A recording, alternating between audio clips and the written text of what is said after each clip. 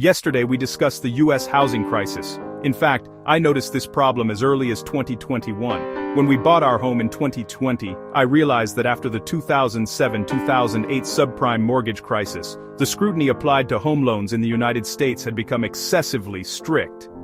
As a result, many people were unable to obtain mortgages, and mortgage origination volumes dropped sharply. This led to a sluggish real estate market. Fewer people were willing or able to buy homes, developers hesitated to invest, and an unhealthy cycle emerged. Fewer homes meant higher prices, harder loans meant weaker purchasing power. Some developers even designed projects from the start to be rental only. This approach was seen as pushing up both home prices and rents, prompting regulatory pushback and ultimately reinforcing the vicious cycle. Yesterday I mentioned that the New York Times happened to publish an article on November 24th about how to address the U.S. housing crisis. Although the proposals offered by the author, Ezra Klein, are somewhat idealistic and may not be fully feasible, following his reasoning reveals many underlying issues that long-time U.S. residents, including the author himself, have failed to recognize. As the saying goes, you can't see the true face of Mount Lu when you're standing inside the mountain. As outside observers, we often see things more clearly. The article notes that since the pandemic, U.S. home prices have risen by more than 50%, and in some regions they have doubled. Today, 1/3 of American households spend more than 30% of their income on housing, whether for a mortgage or rent, and that is extremely high.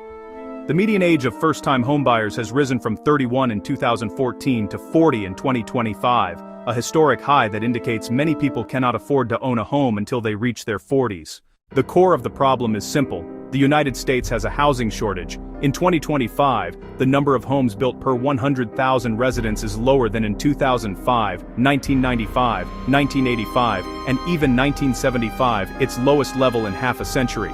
This is largely the lingering consequence of the 2007-2008 crisis. Since the Obama administration, successive presidents have recognized the need to build more housing, but neither Democratic nor Republican administrations have accomplished this goal. The U.S. also faces technical and infrastructure challenges. Obama proposed high-speed rail and major infrastructure initiatives. Trump and Biden made similar proposals, but none materialized. Biden's clean energy bill and infrastructure bill aimed to build charging stations nationwide, yet after 4 years, the number of charging stations built is fewer than what Huawei alone constructs in a single year.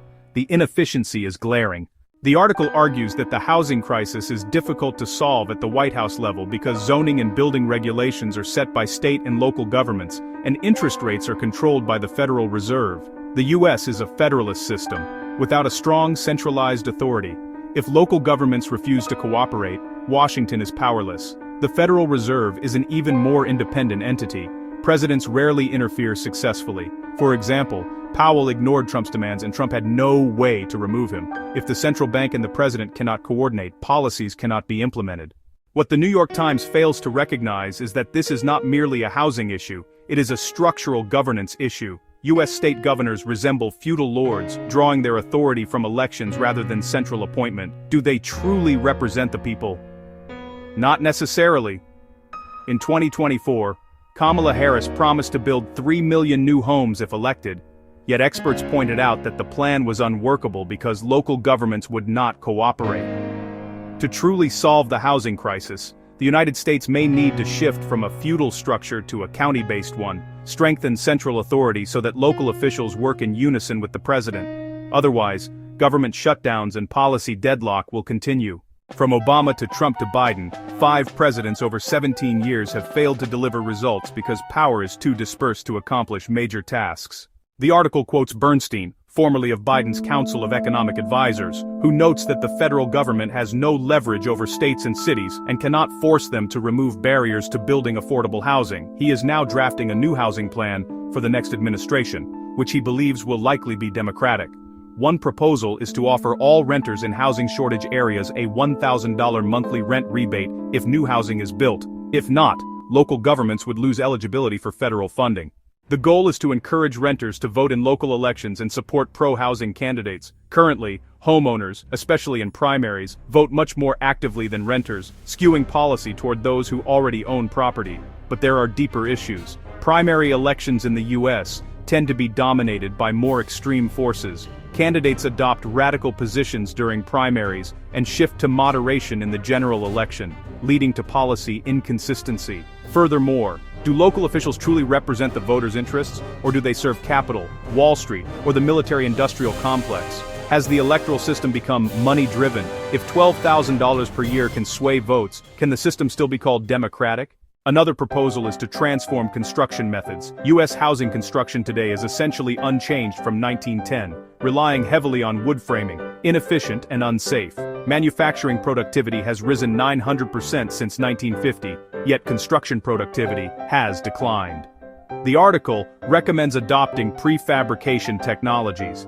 In Sweden, 40% of new homes and 80% of single-family houses use prefabricated components. The federal government could act as an early buyer to jumpstart the industry. However, the U.S. has failed to build a prefabrication industry. While such industries have flourished in countries like China, if the U.S. were willing to import prefabricated components from China, costs would fall dramatically. But due to protectionism, the U.S. insists on domestic production, resulting in low efficiency and high costs. Additionally, American society is steeped in DIY culture. Labor is expensive, so many people renovate, repair, or cook on their own, reducing demand for services. This hurts not only the restaurant industry but also construction and other service sectors. In short, the U.S. housing crisis reflects far deeper political, economic, and social challenges, from the electoral system to federal-local relations, from construction technology to industrial organization. Comprehensive reforms are needed. Yet under the current democratic system, with dispersed authority and a lack of long-term planning, these problems are difficult to resolve. Without fundamental change, 15 years from now, the United States may still be facing the very same predicament.